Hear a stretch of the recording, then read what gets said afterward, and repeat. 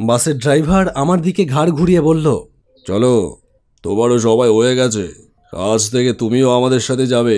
আমি স্তব্ধ হয়ে গেলাম। আজ থেকে তুমি আমাদের সাথে যাবে? তার মানে? এরপর দেখলাম যাত্রীরা সবাই একসাথে আমার দিকে তাকালো। তাদের দৃষ্টি বড় অদ্ভুত, বড় ভয়ানক। তাদের কারুর চোখ জীবিত মানুষের মতন নয়, যেন মরা মাছের মতন তাদের চোখের দৃষ্টি। সাদা ফ্যাকাশে তাদের চোখ, মনির জায়গায় রয়েছে দুটো কালো ছোট বিন্দু। এত বীভৎস, এত নারকীয় চোখের দৃষ্টি কোনো জীবন্ত মানুষের হতে পারে না। আমি বুঝলাম কিছু একটা গন্ডগোল নিশ্চয়ই হচ্ছে। আমার সামনে যে বাস এসে দাঁড়িয়েছে, এই বাস ইহজগতের বাস নয়। এই বাসটা ধরবে বলে যারা বাস স্টপে এসে দাঁড়িয়ে আছে, তারা কেউ আমার মতো রক্ত মাংসের স্বাভাবিক জীবন্ত মানুষ নয়, হতে পারে না। আমি পিছু হটতে চাইছিলাম, কিন্তু আমার পা যেন মাটিতে আটকে গেছে।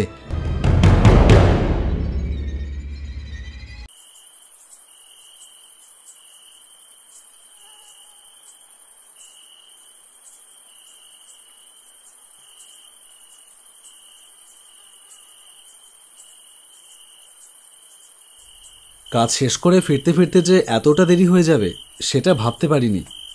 শেষ বাসটা মিস করলাম। এখান থেকে স্টেশন অনেকটা দূরে। এদিকে শেষ ট্রেনও রাত 12:15। এখন বাজে 11:30। বাস স্টপে অনেকক্ষণ দাঁড়িয়ে থেকে টোটো অটো কিচ্ছুর দেখা না পেয়ে অবশেষে স্টেশনের উদ্দেশ্যে হাঁটাই শুরু করলাম। এই এলাকায় আগে কখনো আসিনি।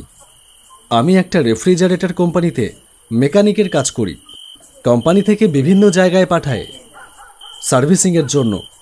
সেই কাজেই আজকে এসেছিলাম অচিন্তপুর নামের এই অখ্যাত জায়গায়। জায়গাটা কেমন জানি, লোকবসতি বড্ড কম। রাত 11টা বাজতে না বাজতেই গোটা এলাকাটাই যেন ঘুমিয়ে পড়েছে।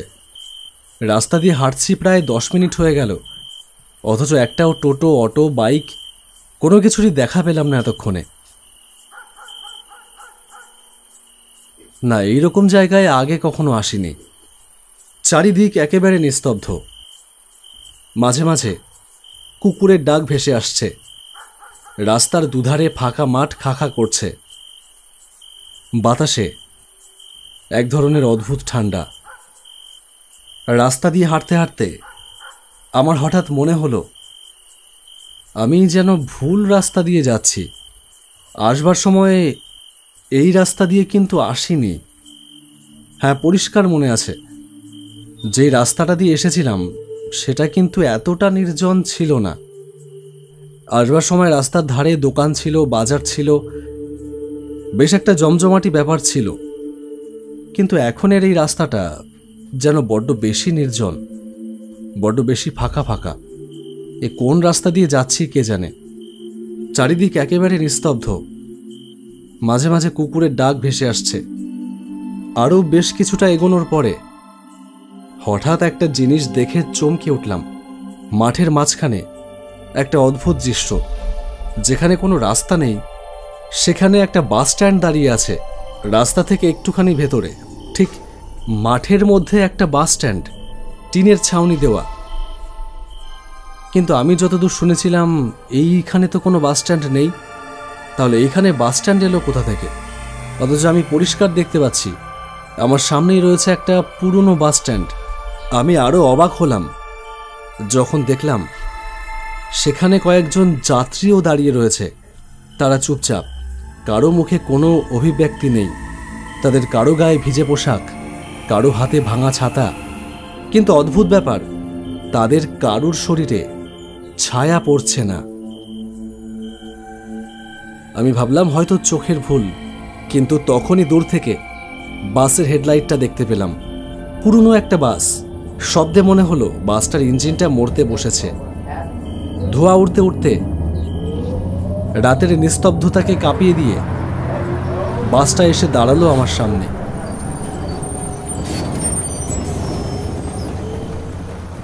বাসের ড্রাইভার আমার দিকে ঘাড় ঘুরিয়ে বলল, চলো, তোমারও সবাই হয়ে গেছে, আজ থেকে তুমিও আমাদের সাথে যাবে। আমি স্তব্ধ হয়ে গেলাম। আজ থেকে তুমি আমাদের সাথে যাবে? তার মানে? এরপর দেখলাম যাত্রীরা সবাই একসাথে আমার দিকে তাকালো। তাদের দৃষ্টি বড় অদ্ভুত, বড় ভয়ানক। তাদের কারুর চোখ জীবিত মানুষের মতন নয়, যেন মরা মাছের মতন তাদের চোখের দৃষ্টি। সাদা ফ্যাকাশে তাদের চোখ, মনির জায়গায় রয়েছে দুটো কালো ছোট বিন্দু। এত বীভৎস, এত নারকীয় চোখের দৃষ্টি কোনো জীবন্ত মানুষের হতে পারে না। আমি বুঝলাম কিছু একটা গন্ডগোল নিশ্চয়ই হচ্ছে। আমার সামনে যে বাস এসে দাঁড়িয়েছে, এই বাস ইহজগতের বাস নয়। এই বাসটা ধরবে বলে যারা বাস স্টপে এসে দাঁড়িয়ে আছে, তারা কেউ আমার মতো রক্ত মাংসের স্বাভাবিক জীবন্ত মানুষ নয়, হতে পারে না। আমি পিছু হটতে চাইছিলাম, কিন্তু আমার পা যেন মাটিতে আটকে গেছে। ভালো করে লক্ষ্য করে দেখলাম, তাদের মধ্যে কারো মাথা দিয়ে গল গল করে রক্ত বেরোচ্ছে, কারো বা শরীর ক্ষতবিক্ষত। তারা সবাই যেন বিভৎস দৃষ্টিতে আমার দিকে তাকিয়ে আছে, আর তারা যেন অপেক্ষা করছে আমার জন্য, আমাকে এই বাসে করে নিয়ে যাবে বলে। এরপর তারা সবাই যেন একসাথে ফিসফিস করে বলে উঠল, এসো এসো, তোমারও সময় হয়ে গেছে। আমার শরীর কাঁপতে থাকলো ভয়ে। আমি চিৎকার করতে চাইছিলাম, কিন্তু গলা দিয়ে কোনো আওয়াজ বেরোলো না। ভয়ে আমার সারাটা শরীর ঠক ঠক করে কাঁপতে থাকলো। আমি কি করব কিছুই বুঝে উঠতে পারছিলাম না। ঠিক সেই মুহূর্তে বাসের ভেতর থেকে একটা কণ্ঠ ভেসে এলো, একটা করুণ কণ্ঠ। ভাইয়া, তুমি এ বাসে উঠো না, তোমার সময় হয়নি এখনো। আমি চমকে উঠলাম। এ তো আমার ছোট ভাই বিজয়। সে আজ থেকে অনেক বছর আগে একটা দুর্ঘটনায় মারা গিয়েছিল। আমি তাকে ডাকতে গেলাম, কিন্তু তখনই বাসের ভেতরকার অন্ধকার আরো ঘন হয়ে এলো। ভাইয়ের ছায়া মিলিয়ে গেল যাত্রীদের ভিড়ে। ড্রাইভার দাঁত বের করে হেসে বলল, তোমার আত্মীয়রাও তো আমাদের সাথেই আছে, এবার তোমার পালা। হ্যাঁ। আমি প্রাণপণে মাটি থেকে আমার পা ছাড়াবার চেষ্টা করছিলাম, আর তখনই আমার মনে পড়ল আমার মায়ের শিখিয়ে দেওয়া ছোটবেলার একটা মন্ত্র। আমি চোখ বন্ধ করে মনে মনে সেই মন্ত্র জপ করতে থাকলাম। তারপর হঠাৎ এক ঝটকা বাতাস এসে আমাকে ঠেলে সরিয়ে দিল দূরে। আমি ছিটকে গিয়ে পড়লাম মাঠের ভেতরে।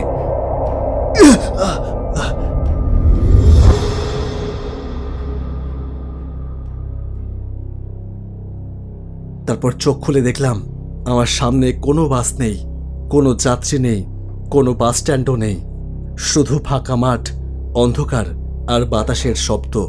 ঝিঝি পোকার ডাক থেমে গিয়েছিল। হঠাৎ শুনতে পেলাম এইবার যেন সমস্ত ঝিঝি পোকা একসঙ্গে তারস্বরে ডেকে উঠল। সেই সাথে দূরে অন্ধকারের মাঠের ভেতর থেকে অস্পষ্ট কুকুর আর শেয়ালের ডাকও শুনতে পেলাম। বাতাস যেন আবার স্বাভাবিক ছন্দে বইতে লাগলো। মোবাইলটা হাতে নিয়ে দেখলাম রাত 11:15 বাজে। এখনো হাঁটা শুরু করলে শেষ ট্রেনটা পেয়ে যাব, তাই আর সময় নষ্ট না করে আবার হাঁটা শুরু করলাম। আমি স্টেশনে এসে পৌঁছিয়েই দেখলাম শেষ ট্রেনটা বাঁশি বাজিয়ে তার স্টেশন ছেড়ে যাবার সতর্কবার্তা জানিয়ে দিয়েছে। এক মুহূর্ত দেরি না করে তাতে উঠে পড়লাম।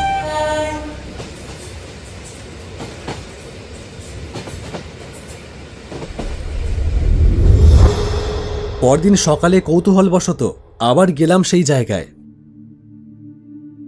গিয়ে দেখলাম মাঠের ভেতর কোনো বাসস্ট্যান্ড নেই, শুধু মাটিতে জ্বলে যাওয়ার মতন কিছু দাগ রয়েছে। ঠিক সেই সময় রাস্তা দিয়ে এলাকারই একজন বৃদ্ধ মানুষ আসছিল। তাকে দাঁড় করিয়ে জিজ্ঞেস করলাম, আচ্ছা দাদু, বলছি এইখানে কখনো কি কোনো বাসস্ট্যান্ড ছিল? বৃদ্ধ লোকটা আমার কথার উত্তর দিল।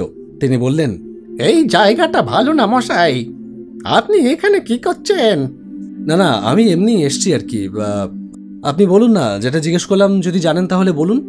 এখানে কি বাসস্ট্যান্ড ছিল কখনো আগে?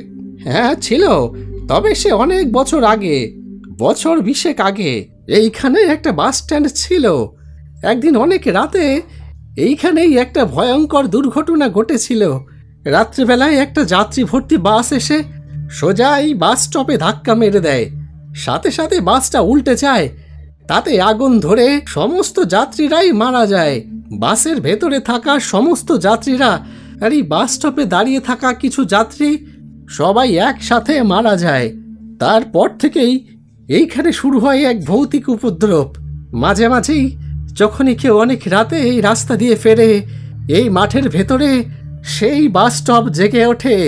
ফিরে আসে সেই অভিশপ্ত বাস, আর আর সেই সব মৃত যাত্রীরা। তারা তাদের দল ভারী করবার জন্যে তাদের বাসে নতুন প্যাসেঞ্জার তুলতে চায়। যদি কোনো জীবন্ত মানুষ সেই বাসে ভুল করে উঠে পড়ে, তাহলে সে আর ফেরে না। সেও তখন চলে যায় তাদের সাথে তাদের দুনিয়ায়। তারপর কেটে গেছে অনেকগুলো দিন, কিন্তু এখনো মাঝে মাঝে রাতের বেলায় স্বপ্ন দেখি আমি দাঁড়িয়ে আছি সেই বাস স্টপে সেই মৃত যাত্রীদের সাথে। আর দূরে অন্ধকারের ভেতর থেকে হর্ন বাজিয়ে আসছে মৃত্যুর দূত সেই বাস।